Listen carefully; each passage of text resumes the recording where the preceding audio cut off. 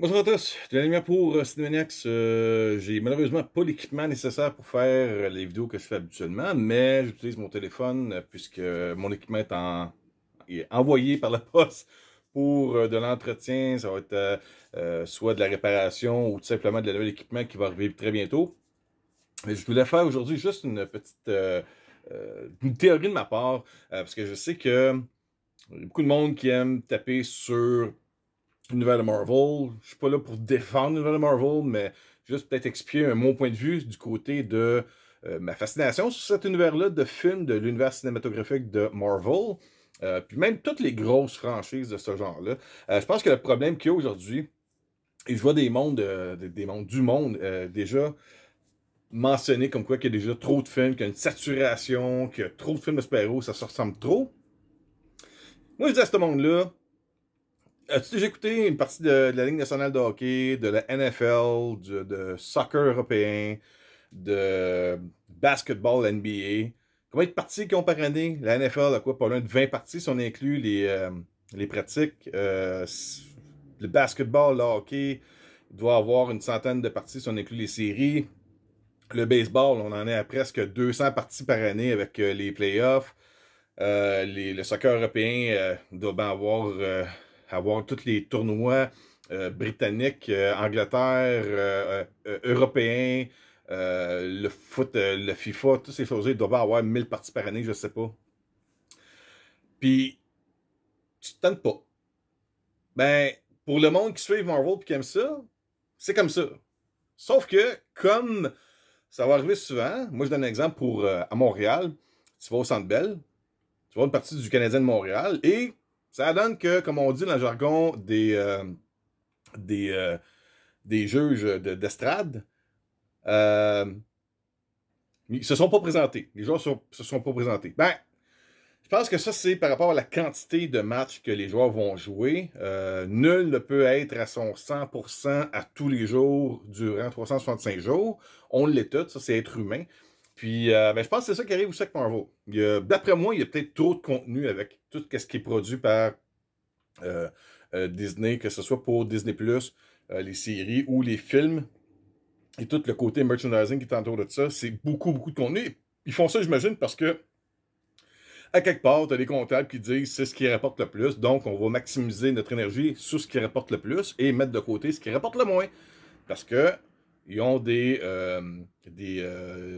ils doivent, eux, un rendement pour les investisseurs qui mettent de l'argent dans les actions de Disney, comme toutes les autres grosses compagnies qui sont à la bourse. J'ai été voir Thor la semaine passée, Love and Thunder, le quatrième de la série de films de Thor. Je dirais que c'est peut-être le troisième meilleur film. C'est pas nécessairement le meilleur, mais pour moi, c'est un bon divertissement pendant 2 heures. Et ça dure approximativement 2 heures.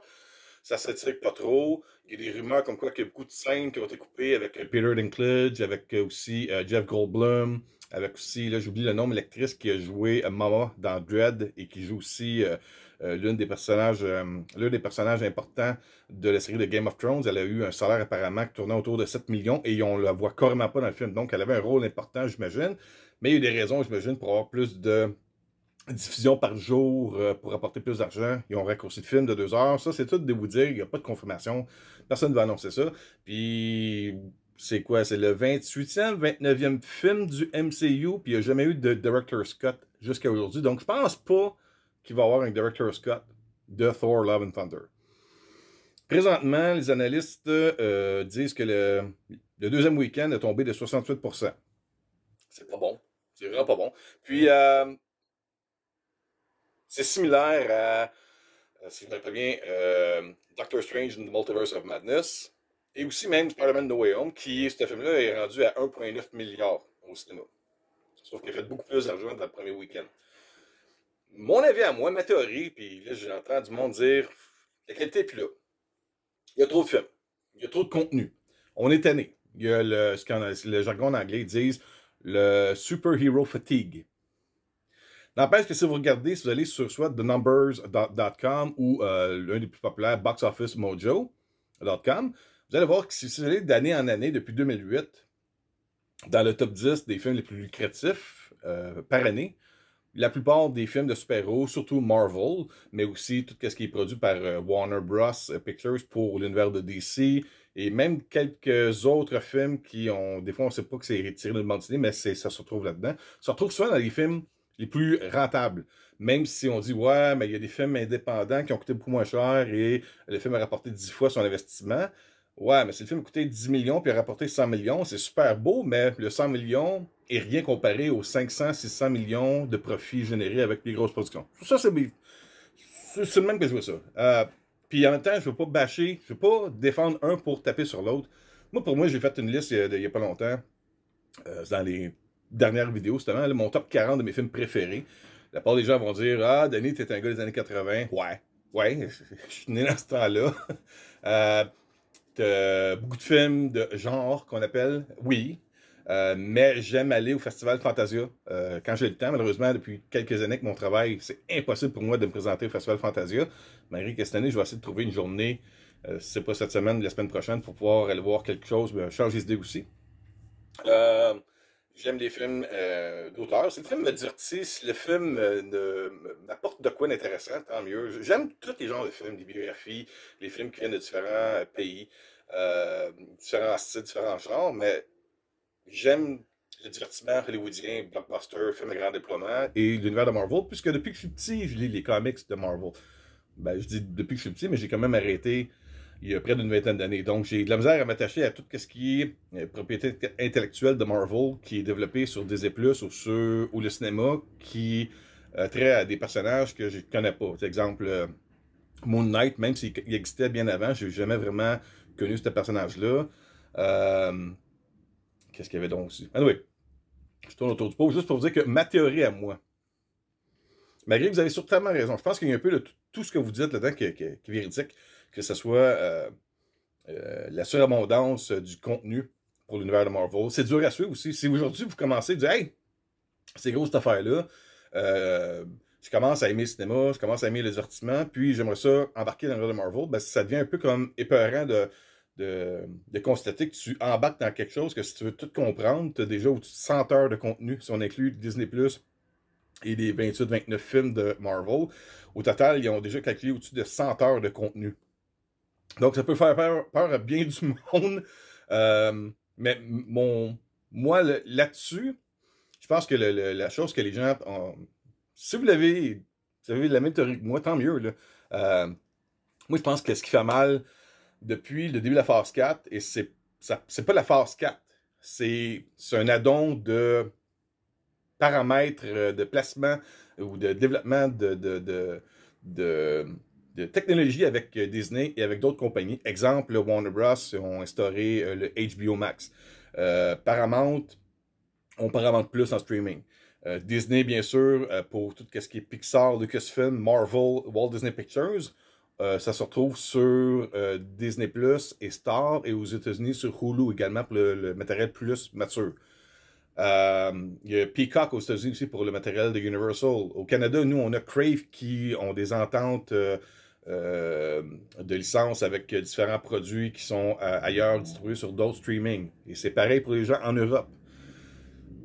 Moi, mon avis là-dessus, je pense que, puis je vous donne mon exemple à moi, malgré le fait que avant, j'allais voir les films 2, 3, 4, 5 fois au cinéma. Si le film me faisait triper, je retournais le voir, puis là, j'essaie de voir d'autres détails, d'autres Easter eggs, d'autres éléments cachés, juste revivre l'émotion. Des fois, d'analyser un peu la réaction des gens quand tu te veux un film, puis tu sais qu'il y a des moments forts importants qui arrivent.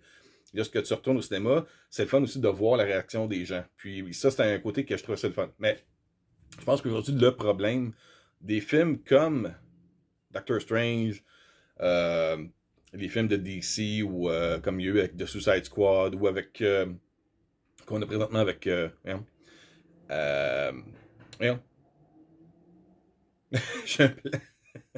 avec oui, Thor Love and Thunder, excusez-moi.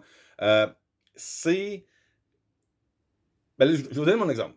Je vais voir Thor Love and Thunder au cinéma, puis je me dis, ah, c'est cool le film. Mais il y a deux choses. Un, le film dans 45 jours va être déjà en streaming sur Disney+. Je suis déjà abonné à Disney+. Fait que je me dis, OK, j'ai un mois et demi à attendre seulement pour revoir le film gratuitement, d'un sens. puisque je suis déjà abonné, là, je calcule pas qu'il est gratuit le film, il est dans l'abonnement, mais je vais pas me désabonner. Parce que j'ai pas l'idée de me désabonner très bientôt. Et me rabonner juste pour voir Thor Love and Thunder sur Disney+, puisque nous, j'achète les films en média physique. Côté collection.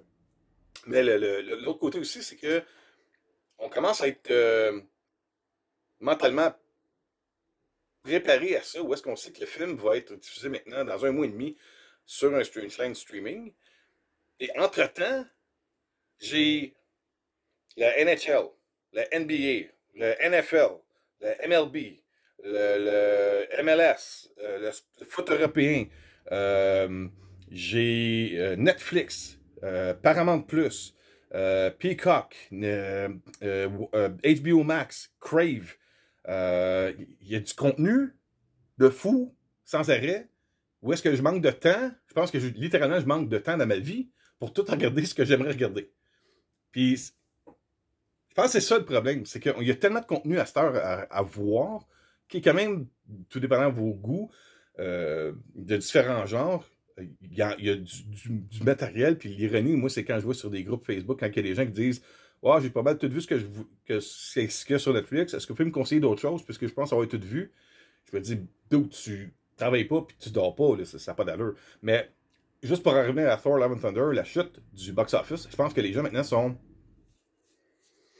plus préparés mentalement à dire, je vais aller voir un film au cinéma, comme ça, je ne ferai pas spoiler. Et dans un mois et demi, anyway, le film sort sur Disney+. Et entre-temps, j'ai tous mes épisodes de Stranger Things à regarder. J'ai Umbrella Academy à écouter. J'ai Resident Evil à écouter. J'ai Obi-Wan Kenobi à écouter. J'ai Miss Marvel à écouter. J'ai Endor qui s'en vient à pas long. J'ai... vous comprenez ce que je veux dire? Ça, c'est sans compter aussi, il y a Halo sur Paramount+. Il y a la remasterisation de la nouvelle édition Director's Edition de Star Trek The Motion Pictures qui est disponible sur Paramount+. Ça, c'est sans compter toutes les nouvelles rééditions 4K UHD qui sortent pour les collectionneurs, tout remasterisé en 4K, super beau format, des films, que ce soit des vieux films des années 80, 90, les films récents, qui sortent des boîtes de collection qu'on achète, puis qu'on va déballer, qu'on va avoir un thrill comme des enfants, que ça nous remet de la nostalgie, qu'on met dans le lecteur, qu'on regarde, on profite au maximum de la plus belle résolution avec les médias physiques. Je pense que c'est ça le problème. Je pense que les studios qui réussissent mal à garder une continuité avec les semaines qui suivent la sortie de leur film, c'est que les gens se disent, anyway, dans pas long, dans vraiment pas long, dans pas assez long, le film va être disponible sur une chaîne en streaming dont je suis déjà abonné. Puis j'ai déjà plus que j'ai besoin du matériel que je n'ai pas encore regardé. J'ai même, comme moi, là, je n'ai même pas encore écouté, j'en suis juste à la deuxième épisode de Miss Marvel. Fait que si je veux rembarquer dans l'univers de Marvel, j'ai déjà du contenu que j'ai pas regardé encore sur Disney+. Donc, vous comprenez pas ce que je m'en vais? Je pense que c'est ça le problème. Et il y en a qui vont me dire, ouais, mais Denis, Top Gun Maverick, c'est rendu à 1,2 milliard au cinéma. Ouais. Connaissez-vous bien du monde qui sont abonnés à Paramount+. Je suis abonné à Paramount+, ça me coûte 5$ par mois canadien. C'est vraiment pas dispendieux, mais en même temps, il n'y a pas grand-chose. Puis si vous habitez au Québec et vous cherchez du matériel en français, ben, vous n'en trouverez pas sur Paramount+. Ça, c'est l'autre problème. Fait que, tu sais, puis je disais à ma conjointe ce matin, quand j'ai commencé à parler un peu de ce que je vais faire comme vidéo, tu peux sortir dehors et dire, hey, Netflix, tu connais ça? Puis je suis pas mal sûr que n'importe qui sur la route que tu vas croiser va dire, ouais, Netflix, je suis abonné ou je connais ça. Disney Plus, oui. HBO Max, le monde va dire HBO Max, tu vas dire la chaîne de streaming qui diffuse pour tous les films et séries de Warner Bros. Ils vont dire, ouais, Warner Bros, HBO, ok, je connais ça, oui, ça me dit quoi. Mais je suis pas mal sûr que vous sortez dans la rue, que ce soit au centre-ville, à l'extérieur, que vous rencontrez des gens même qui sont cinéphiles, quoi que ce soit, peut-être qu'ils vont savoir que Paramount Plus existe, mais je vous dirais que la grande majorité ne seront pas abonnés à cette chaîne-là. Donc, ça laisse la chance encore à des studios comme Sony, qui distribuent des films comme Spider-Man No Way Home, de générer des revenus supplémentaires au cinéma avec Spider-Man No Way Home, comme exemple. Bien sûr, Morbius, ça n'a pas marché. Là, je sais que c'est comme un mouton noir là-dedans, là. Mais pour aussi comme Paramount avec Top Gun Maverick, ben tu peux pas l'avoir en streaming. Là. Je veux dire, le film est sorti ça fait un mois et demi. mais tu peux pas le retrouver déjà en streaming. Et même qu'avec le succès que le film connaît là, le studio qui a les droits de distribution de ça va essayer de retenir le plus longtemps possible le film au cinéma parce que ça génère beaucoup plus d'argent comme ça. Donc, en gros, c'est ça. C'est ça ma théorie. Je me dis que le problème qui existe présentement avec les films comme Marvel, c'est pas juste la qualité des films. Puis en parlant de qualité, je suis d'accord avec vous autres, là, je ne vais pas défendre l'indéfendable. Les effets numériques, le CGI, et laissent à désirer dans la plupart des derniers films qui sont sortis. Peut-être que la pandémie a occasionné des problèmes avec les entreprises sous-contractant d'effets spéciaux qui travaillent pour ou de près ou de loin avec les gens de Disney. Il y a peut-être ce problème-là. Je veux dire, si vous regardez la part des gros films comme Avengers Endgame, tout est réussi, tout est parfait. J'ai encore, moi, mon problème avec les maudits casques qui apparaissent et qui disparaissent tout le temps par magie, là, des super-héros, que ce soit Spider-Man ou Ant-Man ou Iron Man, quoi que ce soit. Leur casque, c'est toute la nanotechnologie. C'est comme, ça apparaît, ça disparaît, ça apparaît, ça disparaît. Je trouve ça gossant, ça me fatigue. Fait que non, je sais que les films sont pas parfaits. Moi, ce que j'aime, c'est que on me nourrit régulièrement de contenu dans un univers que j'adore. C'est plus ça. En gros, là, le MCU, c'est un soap pour geeks. Il faut voir ça comme ça. Puis même que si vous pensez qu'il y a beaucoup trop déjà de matériel de super-héros, maudit, vous êtes chanceux parce que ça fait longtemps que de mon côté, je me demande qu'est-ce que les studios attendent pour aller chercher tout ce qui est offert je vous dirais, en comics indépendants. Que ce soit tout ce qui a été publié chez Dark Horse Comics ou que ce soit via Image Comics. J'avais rencontré un moment donné Wals Portacio qui était très très populaire avec X Factor chez Marvel Comics quand j'étais jeune, et après ça quand il était parti avec la gang de Image Comics avant d'embarquer avec Malibu Comics et après ça de devenir Image Comics leur propre équipe, ben lui il avait fait Wetworks. Puis je me suis tout le temps demandé pourquoi Wetworks c'est pas au cinéma, pourquoi qu'il n'y a pas un univers cinématographique de cette gang là, pourquoi qu'il n'y a pas Cyberforce, Youngblood, Wetworks, Spawn, il y avait pas Silverhawks, mais c'était il y avait un autre personnage de genre de Batman Hawk là-dedans. Savage Dragon.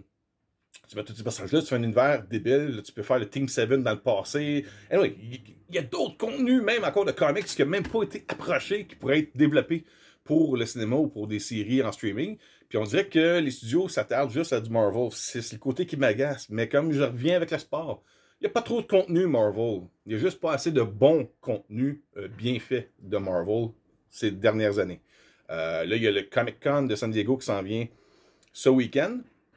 Il risque d'avoir beaucoup de nouvelles. Ça va réjouir les fans, ça va faire chier tout le reste de la planète. Tant pis. Et puis, moi, de mon côté, je travaille sur la route, puis je me fais tout le temps chier avec ce que j'appelle les vaches sacrées, les astis de bicycles à pédale sur la route, puis les Bixi. Mais je les endure, c'est ça qu'on appelle vivre en société. Que voulez-vous? Puis si vous n'avez pas ma remarque, je suis désolé. J'ai mon frère parler, c'est le plaisir de pouvoir diriger sa propre chaîne YouTube. Fait que c'est ça. Le MCU, je pense que c'est là pour rester, ça génère trop d'argent. Et puis, comme j'avais écrit dans certains commentaires, si les gens de Disney voient que l'argent rentre de moins en moins d'après les décisions qu'ils prennent, ben, ils vont prendre des décisions nécessaires, d'après moi, pour virer le paquebot de bord puis se diriger dans une autre direction que les fans vont vouloir voir ou digérer. Bon. Fait que là-dessus, je vous dis merci beaucoup. Désolé de vous avoir dérangé dans cette belle journée d'été, en tout cas pour les gens au Canada. Passez une bonne journée. Une bonne semaine, et puis les vidéos montées comme à l'habitude, un peu plus professionnellement, qu'un meilleur son puis meilleure qualité visuelle. Ça va revenir bientôt, j'attends de l'équipement. Chez nous, c'est l'enfer. Je suis parti en vacances, puis pendant les vacances, j'ai ma télévision 4K qui est morte, mon ordinateur qui est mort, puis même le four est passé proche d'être mort. J'ai réussi à le réparer pour pas avoir à acheter un autre four. Donc ça a été le bordel dans la dernière semaine pendant les vacances, et je me dis qu'une chance que j'étais en vacances, j'avais le temps de pouvoir gérer la logistique de ces problèmes-là. Là-dessus, bonne journée, je vous adore. Merci beaucoup. Et n'oubliez pas de vous abonner. Les abonnements, pour nous, c'est hyper important, puisque, comme je l'ai dit souvent, c'est ce qui nous permet d'avoir plus de concours, des promotions, des cadeaux pour vous autres, les abonnés de la chaîne YouTube de SemainX. Bye bye.